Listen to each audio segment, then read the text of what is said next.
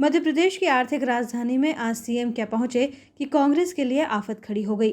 जहां पहले कांग्रेस नेताओं ने पूर्व मंत्री सज्जन सिंह वर्मा पर दायर मुकदमे को लेकर कमिश्नर कार्यालय पर हंगामा मचाया, तो दूसरी ओर कांग्रेस के पूर्व मंत्री जीतू पटवारी को कार में जनता दरबार खोलना पड़ा। दरअसल इंदौर सीएम का आगमन हुआ और वो सीधे पहुंचे AICTSL के कार्यालय, जहां क्राइसिस मैनेजमेंट कमेटी की बैठक में उन्हें इंदौर के कोविड के हालातों के बारे में जानकारी जनप्रतिनिधियों और अधिकारियों से जुटानी थी। लेकिन बैठक के पहले ही राजनीतिक रोमांच चरम पर पहुंच गया। दरअसल बड़ी शिद्दत से अपनी बात रखने पहुंचे कांग्रेस विधायक जीतू पटवारी को बैरंग लौटा दिया गया। इसके बाद पूर्व मंत्री जीतू पटवारी का गुस्सा फूट पड़ा और उन्होंने साफ किया कि उनके पास शुक्रवार को इंदौर ADM का फोन आया था कि वो बैठक में शामिल होंगे, लेकिन जब वो मौके पर पहुंचे तो उनका नाम लिस्ट से बाहर था। लिहाजा उन्होंने बताया कि मेरी बात इंदौर कलेक्टर मनीष सिंह से हुई है, जिन्होंने मुझे कहा है कि बैठक की बजाय अभय प्रशाल में आयोजित कार्यक्रम में आमंत्रित किया गया था।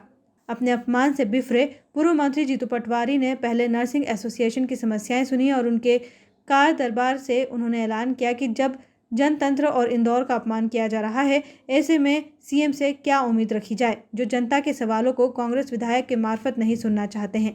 उन्होंने कहा, मैं क्राइसिस मैनेजमेंट कमेटी की बैठक में इसलिए पहुंचा था ताकि मैं पोस्ट कोविड मरीजों और मौतों पर सवाल उठाकर सरकार से सवाल कर सकूं, लेकिन सीएम कांग्रेस विधायकों से चर्चा नहीं करना चाहते हैं और वो केवल बीजेपी नेताओं से इस मामले में चर्चारत है, जो कि इंदौर की जनता का अपमान है। एक जनप्रतिनिधि होने के नाते वैसे कांग्रेस विधायक को बैठक में मौजूद रहना था, लेकिन कहा जाता है ना, जब सत्तासीन हो, आप आम आदमी हो या फिर विधायक, सड़क का रास्ता ही नापना आपका काम होता है।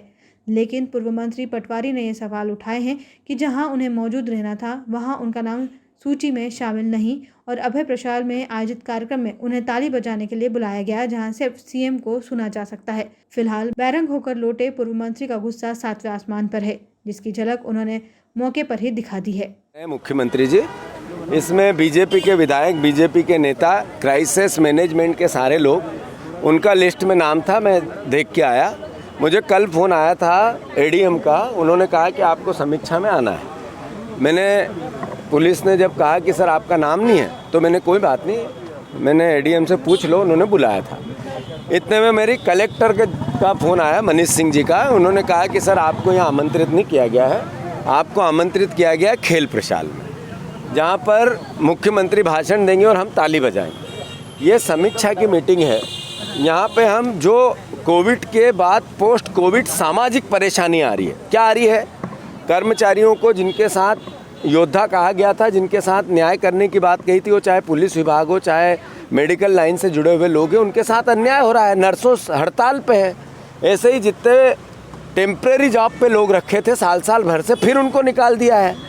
ऐसे ही पोस्ट कोविड में जो लोग मर गए, जिसमें 1 लाख रुपए की CM की घोषणा है, अब वो 1 लाख रुपए आप देने के लिए कोई आपकी प्रोसेस चालू हो और जिन लोगों को कोविड लिख दिया गया और नॉन कोविड में उनकी मृत्यु हो गई, कोविड से हट गया फिर हो गया, तो उन लोगों को क्यों नहीं जोड़ा जाना चाहिए।